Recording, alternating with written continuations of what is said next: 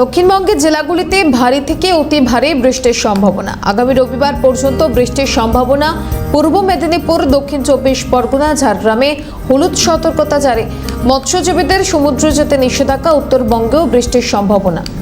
শুক্রবার থেকে উত্তরবঙ্গে বাড়বে বৃষ্টির পরিমাণ। পাশাপাশি আগামী রবিবার পর্যন্ত বৃষ্টির সম্ভাবনা রয়েছে বিভিন্ন জেলায়। আমাদের প্রতিনিধি মফিজুল ইসলাম রয়েছেন সরাসরি। মফিজুল, ওয়েদার আপডেট কি বলছেন?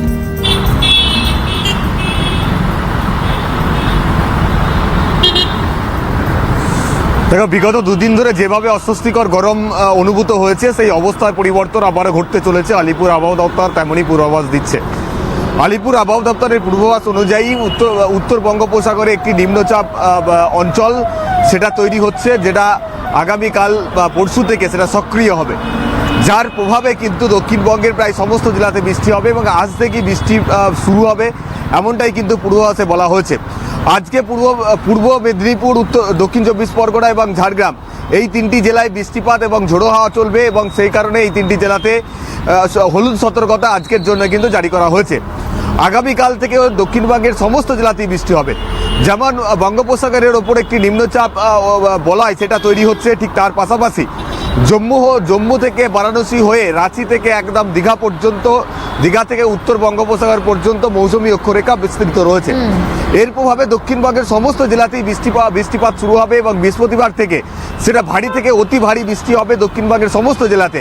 কোথাও কোথাও বৃষ্টির পরিমাণ 7 থেকে 11 সেন্টিমিটার পর্যন্ত হতে পারে, এমনটাও কিন্তু পূর্বাভাসে বলা হয়েছে।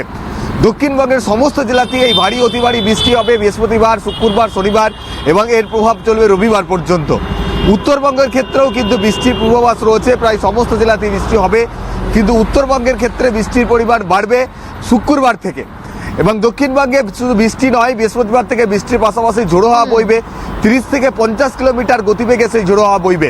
সমুদ্র উপকূলবর্তী এলাকাগুলোতে ঝোড়ো হাওয়ার পরিমাণ অনেক বেশি থাকবে, যে কারণে সেই জায়গাতে কমলা সতর্কতাও কিন্তু জারি করা হচ্ছে। পাশাপাশি এটাও কিন্তু বলা হচ্ছে যে সমুদ্র কার্যত উত্তাল থাকবে।